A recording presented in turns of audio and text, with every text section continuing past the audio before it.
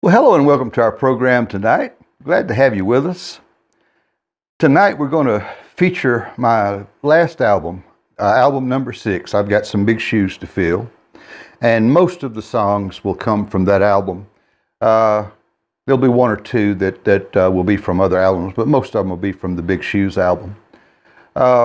That album title came from a song that I wrote for my dad, and unfortunately I have not been able to record I wrote a song for Mom and Dad and put them on that album.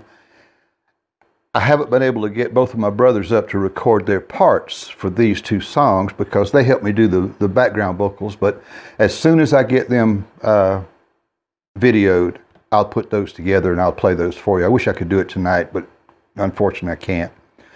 But last week we had a good crowd. It wasn't a record, but it was a good crowd. It was getting close. And by the way, if you have any friends that like this kind of music, tell them about it and invite them to join us on Friday night. I'll make it as easy as possible. We have a Facebook page, a Bird Friday Night Show Facebook page, and there's a link right down below the screen here in the where it says "Show More" or tells you about the video. Anyway, there's a link there, and if you join the Facebook page and then share that with your friends, they can easily then just click the link and go and sign up with us. But anyway, it's been a real good week, and I hope you all have had a good week, and I hope everybody's well and safe. But I know you came to hear some music, so let's just get on with the program. I'm going to start tonight's program off with a song by one of my favorite gospel writers. His name was Albert Brumley. He wrote "I'll Fly Away." He wrote "Turn Your Radio On." And I had gotten to my 6th album and was still looking for material to do. And my wife and I were riding around one night, and all of a sudden we're hearing George Jones singing "Precious Jesus, Hold My Hand." And I later did a little research, and George had gone through a conversion of a sort. You know, we all know what a storied life he lived. I mean, everything from drug problems to alcohol problems to one problem after another. And he had finally, he and Tammy were divorced, and he was just troubled, you know, and he married a lady, and she just took him under her wing and began to care for him. She just loved him for the good part of what he was. And they had some kind of squabble or something, and I think he got a little rough with her, and he said he walked out on the back of his property, and he said, "Lord, if you have to hit me with a sledgehammer, please deliver me from these problems that I have." Well, he was in a recording session not long. You have to be careful what you pray for. He was in a recording session not long after this, and said on his way home he stopped by the package store. And he wound up having a wreck, and it almost killed him. They had to flight him to a hospital. And he said during his recovery, he asked Vestal Goodman to come see him, have a meeting with him. And basically she became his spiritual mentor, and that was when he wound up getting saved. And when I saw him telling this story, I saw a man had such peace on his face. You could tell the experience had been real, and you never saw him in the news after this, you know. But anyway, he goes on to record this gospel album, and Lynn and I were just looking at each other going, I can't believe we're listening to George Jones sing gospel music. And we were loving it. I mean, I loved the album. But anyway, it inspired me to do my version of this song, that great Albert Brumley song, "Precious Jesus, Hold My Hand."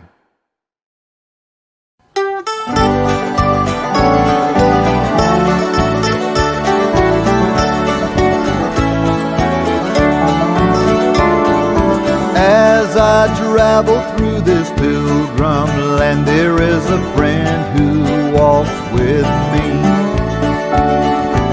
leads me safely through the sinking sand. It is the Christ of Calvary. This would be my prayer, dear Lord, each day to help me do the best I can. For I need thy light to guide me day and night. Blessed Jesus, hold my hand. Jesus, hold my hand. I need thee every hour. Through this pilgrim land, protect me by thy power. Hear my feeble plea. Oh Lord, look down on me. When I kneel in prayer, I hope to meet you there. Blessed Jesus, hold my hand. Let me travel in the light divine, that I may see the blessed way. Keep me that I may be wholly thine, and sing redemption songs someday. I will be a soldier brave and true, and ever firmly take a stand. As I onward go and daily meet the foe, blessed Jesus, hold my hand. Jesus, hold my hand. I need thee every hour. Through this pilgrim land, protect me by thy power. Hear my feeble plea. Oh Lord, look down on me. When I kneel in prayer, I hope to meet you there. Blessed Jesus, hold my hand.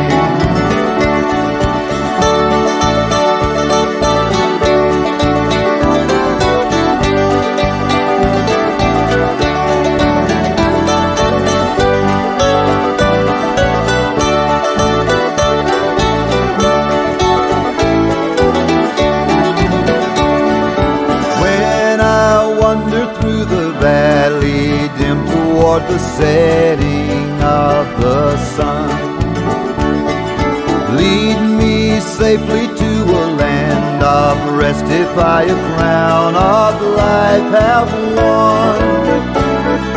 I have put my faith in thee, dear Lord, that I may reach the golden strand. There's no other friend on whom I can depend. Blessed Jesus, hold my hand. Jesus, hold my hand. I need thee every hour. Through this pilgrim land, protect me by thy power. Hear my feeble plea. Oh Lord, look down on me. When I kneel in prayer, I hope to meet you there. Blessed Jesus, hold my hand. When I kneel in prayer, I hope to meet you there. Blessed Savior, hold my hand.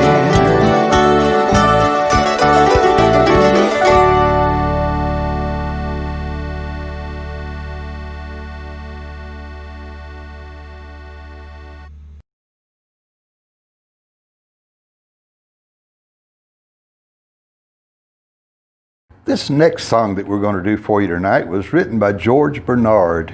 He wrote it between 1912 and 1913, and it was published in 1915.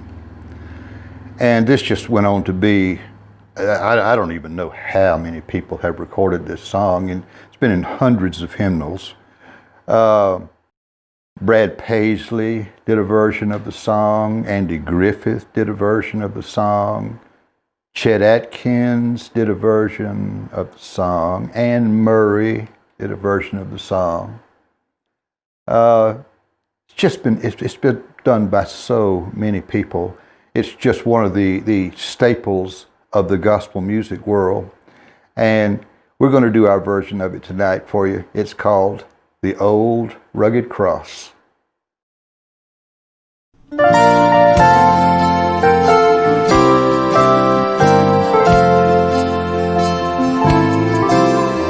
a hill far away stood an old rugged cross, the emblem of suffering and shame.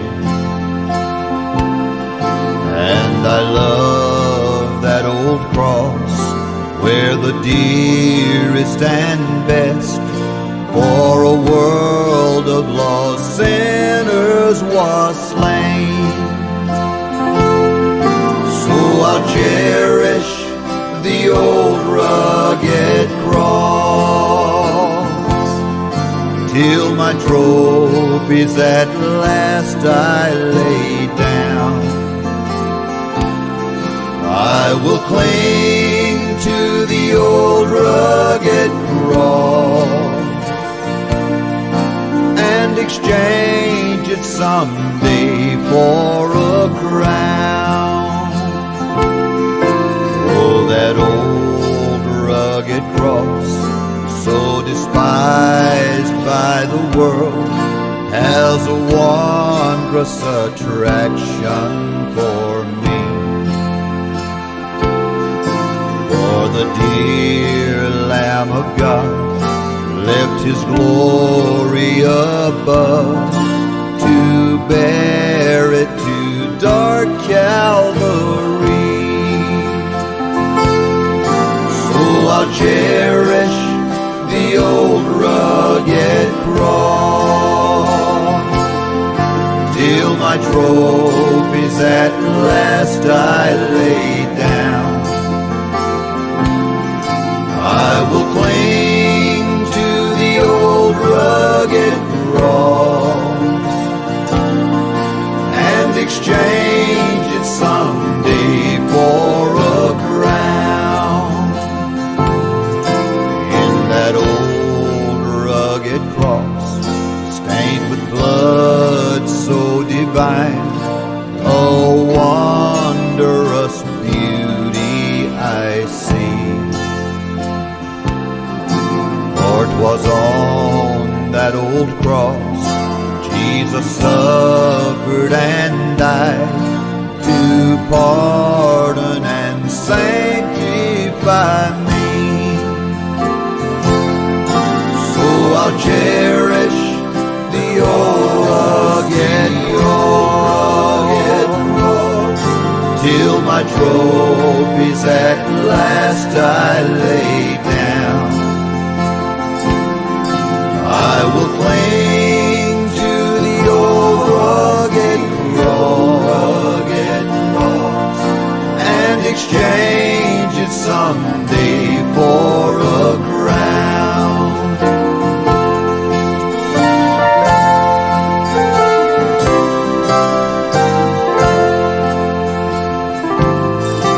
To the old rugged cross I will ever be true, its shame and reproach gladly bear. Then he'll call me someday to my home far away, where his glory forever I'll share. So I'll cherish the old rugged cross till my trophies at last I lay down. I will cling to the old rugged cross and exchange it someday for a crown. I'll exchange it someday for a crown.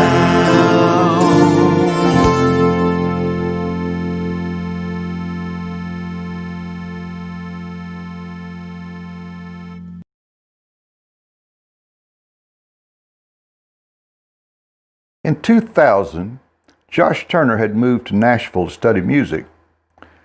And he said he was in the library one night, and the library had just obtained a box set of all of Hank Williams' songs. And he said as he listened, he listened through all the metaphors and the train metaphors and this and that and the other, that he just sort of got in that mode of Hank Williams, and said he was walking home and said all of a sudden he started having this vision. This is late at night. Said he started having this vision of a long train with just people waiting and deciding whether to ride that train or not. And he then realized the train was a metaphor basically for sin, wayward way of life and everything. And so he said by the time he got home, he sat down, he was so intrigued by all this, he started writing. Said he wrote 3 verses. But he woke up the next day and he said he just wasn't quite, first of all, he just didn't think people would want to hear such an old-fashioned song. Trains were out of vogue by then, everybody's flying these days and got their own car and what have you. So he just doubted whether it would amount to much, but he said he did get the 4th verse, and he played it for one of his friends there, and they said, whoa, you need to play this at an assembly. So he wound up playing at an assembly, and then he started playing it here and there. And so one of his friends worked with a publishing company. I believe the publishing company was Jody Williams or something like that. But anyway, they carried it to her, and she listened to it, and she says, get him in here. So they sat down and wound up inking a publishing contract, and she carried it to a record company. I believe it was MCA, but I'm not sure about that. But anyway, they wound up signing him. But before anybody ever knew who, and this is the hard part. As a performer, I understand this part. By the time he came along, the Grand Ole Opry had moved to Opryland. But in the wintertime, they still would go back to the Ryman Auditorium, which is where it all originated. So in 2001, somebody got him a shot to go on the Opry, and nobody knew who he was. I mean, the song was not released yet. Nobody had even heard this song. And they said he got up and he started singing. And before he got through to the end of the song. Now, this is a song nobody's heard yet. It's hard enough to get people to respond to the songs they know, But when you're playing stuff that people don't know, you're taking your chances, because most people want to hear something familiar. That's why we have a chorus in a song. We get through the meat and potatoes, and then we get to that part that everybody can sing along, But at any rate, he sang the song, and people just started reacting. I mean, they were standing up before he got to the end of the song. And the MC of the program, when it was done, he realized what a response this was. He says, y'all want to hear some more? Well, he knew the one song, so he came back out and he did it again and said they just went nuts again, But anyway, for whatever reason, MCA, I think it was MCA, in their wisdom, did not release the song right then. They should have. It may have gone higher than number 13. But nonetheless, in 2003, the rest is history. It just became one of those great beloved songs that I know I love to sing it, and people apparently love to hear it, because back when I was playing, I got requests for it all the time. But we're going to do our version of it for you tonight. It's Josh Turner's The Long Black Train.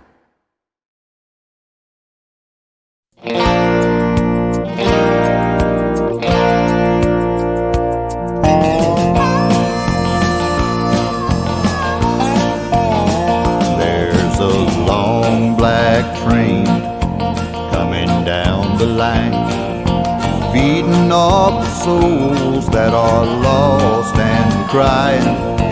Rails of sin, only evil remains.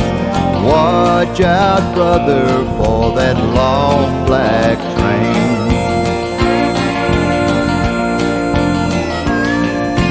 Look to the heavens, you can look to the sky. You can find redemption staring back into your eyes. There is protection and there's peace the same. Burn in your ticket for that long black train. 'Cause there's victory in the Lord, I say. Victory in the Lord. Cling to the Father and His holy name, and don't go riding on that long black train. There's an engineer on that long black train, making you wonder if the ride is worth the pain. He's just waiting on your heart to say, let me ride on that long black train. 'Cause there's victory in the Lord, I say. Victory in the Lord. Cling to the Father and His holy name, and don't go riding on that long black train.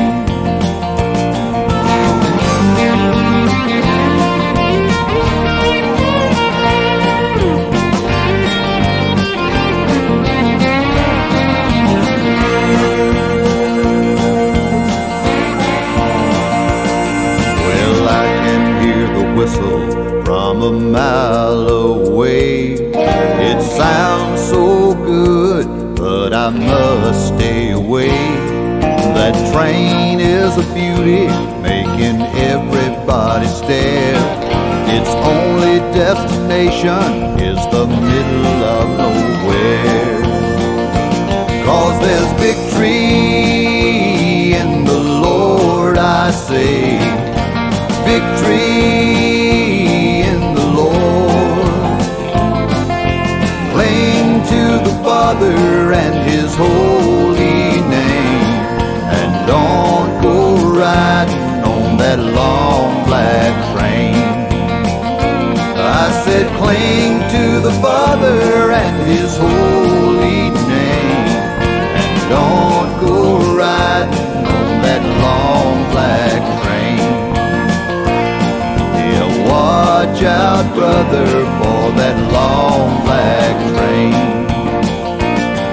That devil's a driving that long black train. Yes, there's victory in the Lord, I say.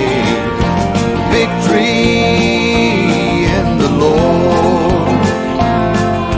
Cling to the Father and His holy name, and don't go riding on that long black train. Yeah, watch out, brother, for that long black train. That devil's a driving that long black train.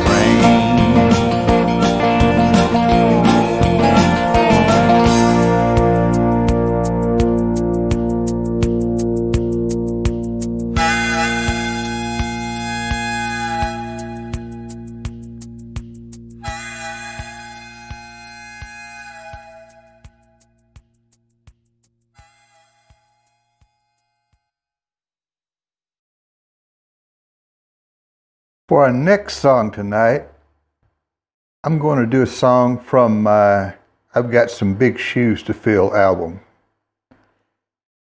It was written by Joseph Scriven and Charles Converse. Joseph Scriven was born in 1819 in Ireland, and he went to Trinity College in Dublin, and he was preparing for a military career, but due to some illness, his first setback in life was that he was not going to be able to do the military thing. And he just sort of lived a tragic life, to be honest.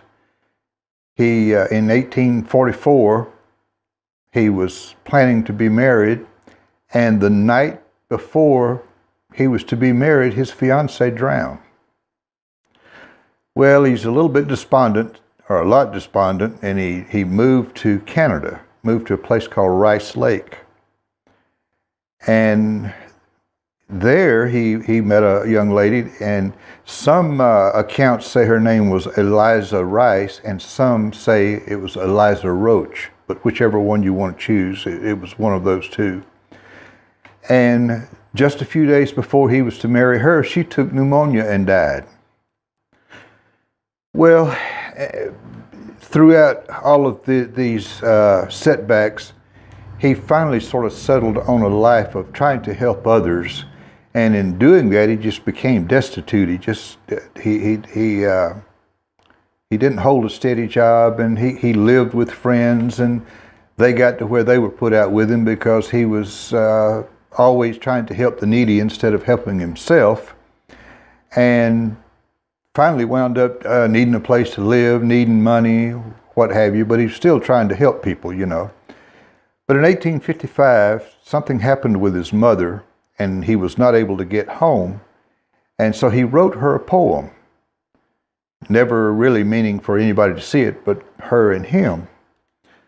Well, he became ill at some point, and whoever was sort of taking care of him, they were going through some stuff one night, and they came upon this poem.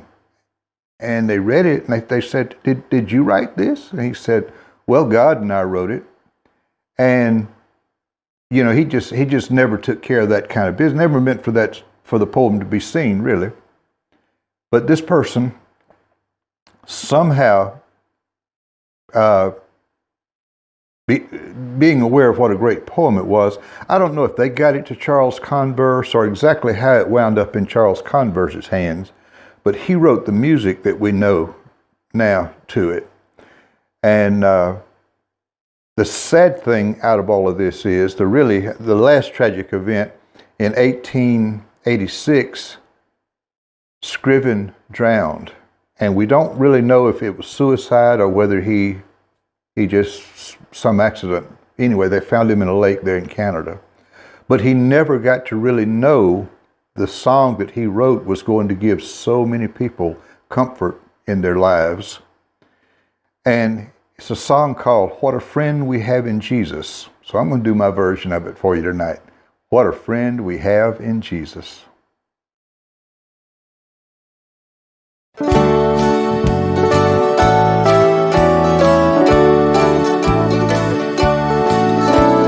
What a friend we have in Jesus. All our sins and griefs to bear.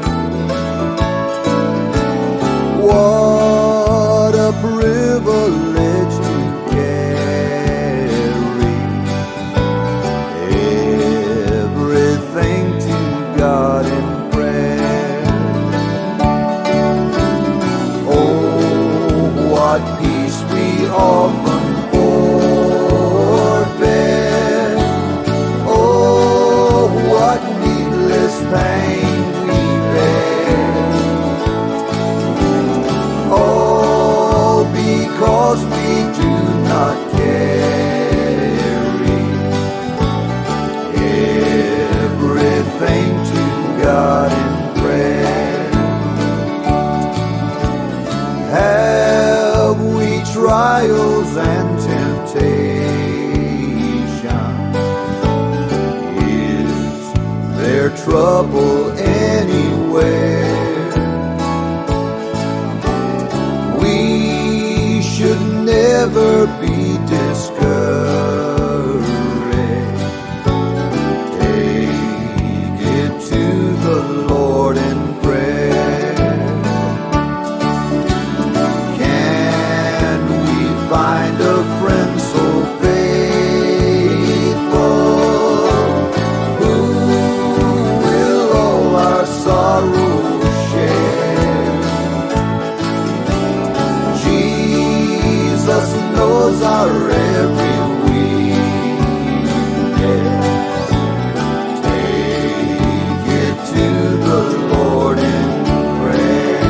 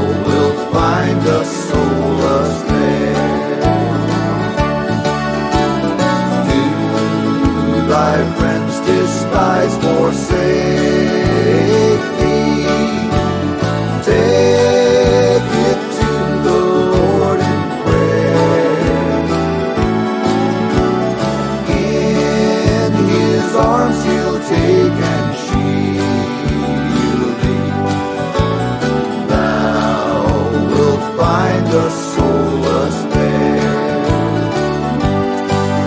So take it to the Lord in prayer.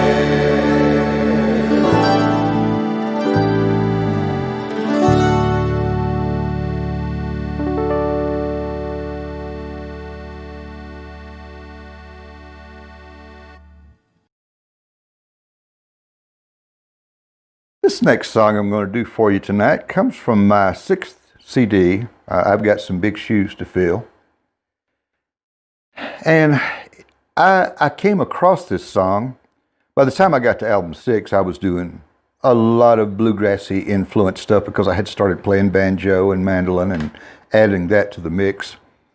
But in order to study that style, I had purchased several bluegrass albums, and I got this collection of 20 different hits. It was just by different artists and everything. But this particular song was on it, and I had not heard it before up to that point.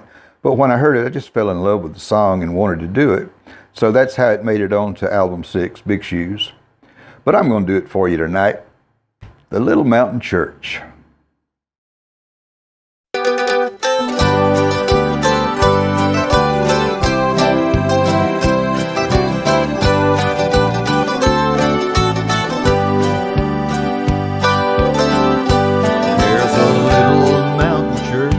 In my thoughts of yesterday, where friends and family gathered for the Lord, there an old-fashioned preacher talked the straight and narrow way for what few coins the congregation could afford. Dressed in all our Sunday best, we sat on pews of solid oak, and I remember how our voices filled the air. Now Mama sounded like an angel on those high soprano notes. When the roll is called up yonder, I'll be there. Looking back now, that little mountain church house has become my life's cornerstone. It was there in that little mountain church house I first heard the word to base my life upon.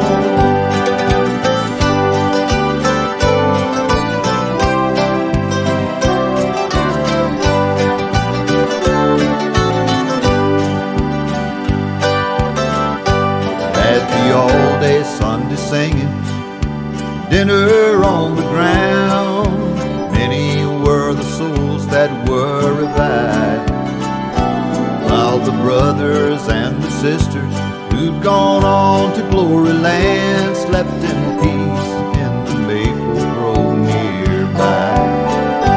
Looking back now, that little mountain church house has become my life's cornerstone.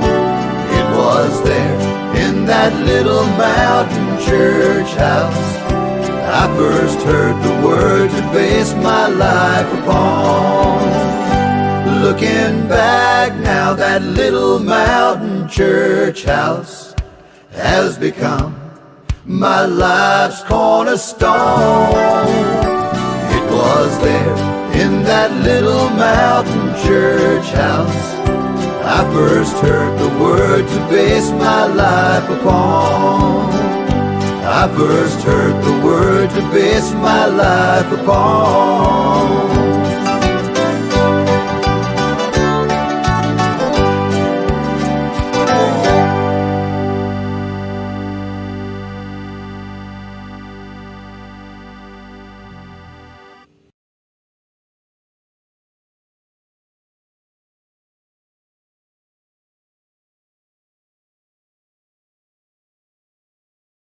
Charlie and Ira Louvin, who were actually, instead of Louvin, it was actually, their actual name was Loudermilk, and they were kin to John D. Loudermilk, Hall of Fame songwriter in the 50s and 60s.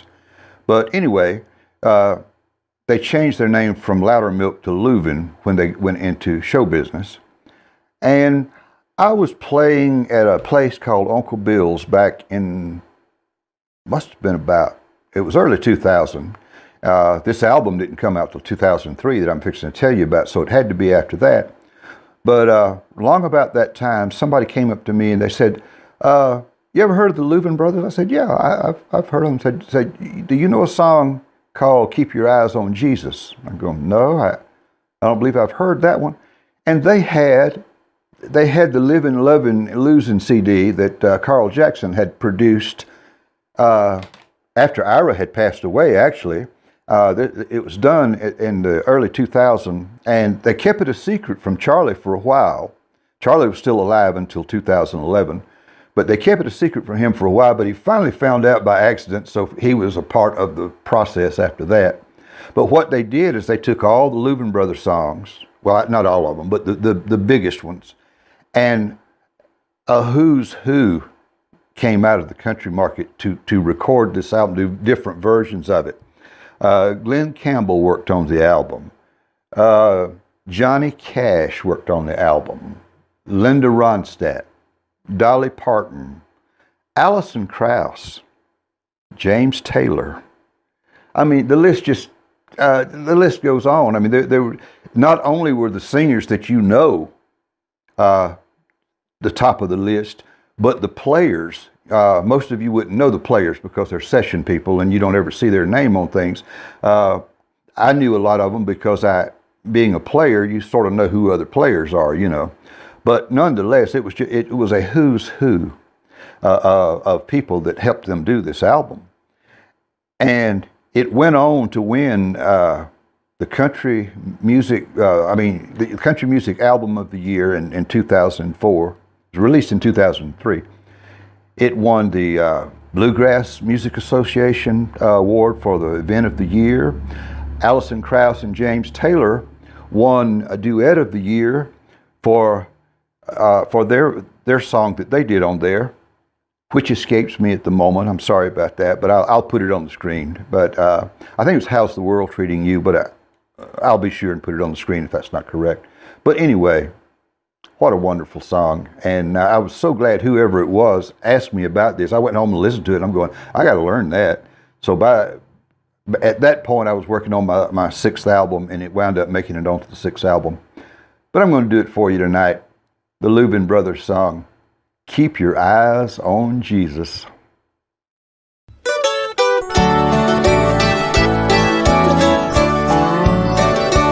Keep your eyes on Jesus when the tidal waves of trouble round you roll. Keep your eyes on Jesus. He will calm the storms of life that toss your soul. Living in a world that's full of sorrows, we are tried and tempted every day, knowing not the secrets of tomorrow. We find rescue when we watch and pray. Keep your eyes on Jesus when the tidal waves of trouble round you roll.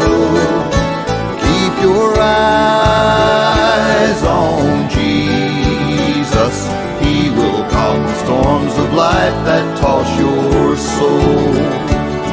When Peter saw him walking on the water, he said, Savior, let me come to thee. But when he took his eyes off Jesus, then he started sinking in the sea. Keep your eyes on Jesus when the tidal waves of trouble round you roll. Keep your eyes on Jesus. He will calm the storms of life that toss your soul.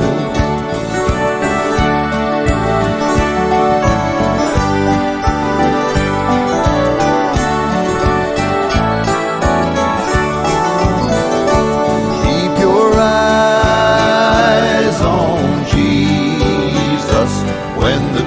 tidal waves of trouble round you roll. Keep your eyes on Jesus. He will calm the storms of life that toss your soul. Keep your eyes on Jesus when the tidal waves of trouble round you roll. Keep your eyes on Jesus.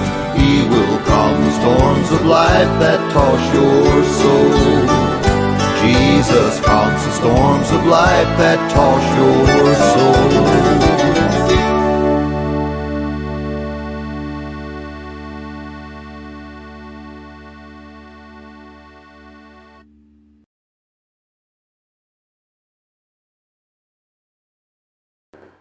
Right now, I just want to remind you about our website, www.birdyeomans.com. All my CDs are there. My double CDs are there. My songbook's there. There's a couple of specials that we have there. And just want to invite you to come by and take a look at it. If you have any questions, my wife Linda will be glad to help you. Her email address is linda@birdyeomans.com. And thank you so much for being a part of our program. And now we're just going to get you back to the musical portion of the show. Well, as must happen, it's time for our last song this evening. This is a song from my Turn Your Radio On album.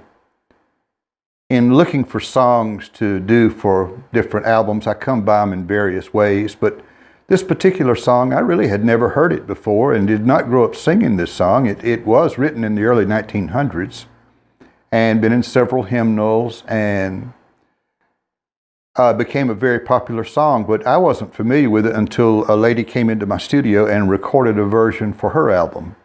And I enjoyed the song so much and enjoyed working on it till I thought, well, you know, it's time for my third album. Let's put this one in the list and see what happens. And so I recorded a version of it, and it made the cut, and it's on my third album.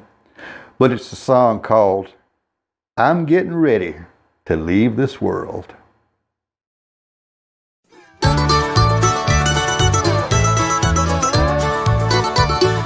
Laying up my treasures in that home above, rusting, fully trusting in the Savior's love, doing what I can for heaven's holy dove.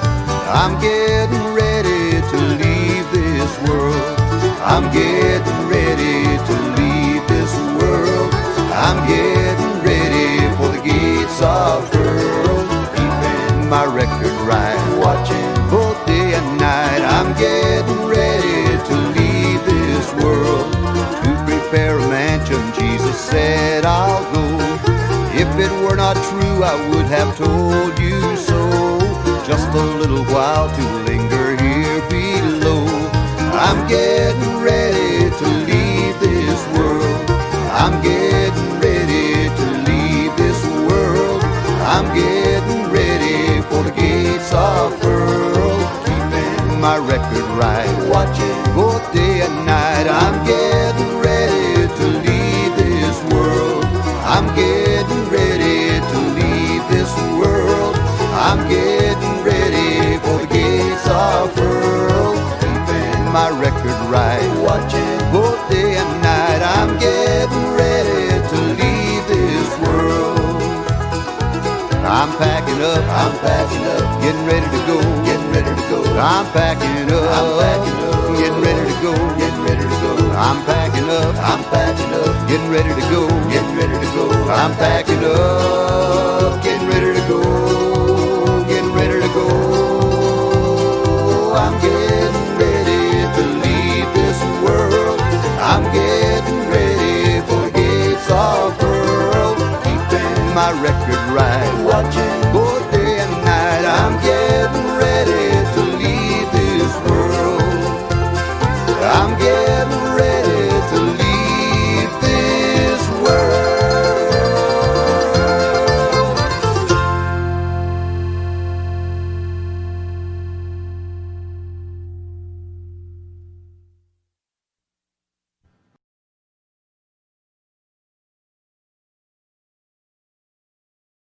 Thank you so much for being with us tonight. I always enjoy these Friday nights together.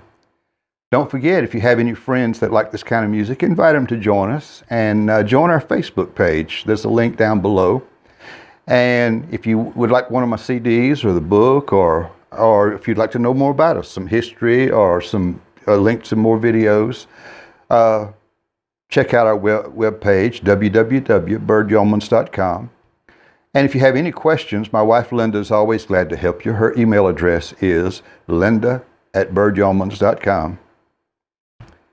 Be kind to each other this week. I love you. I will see you next Friday night.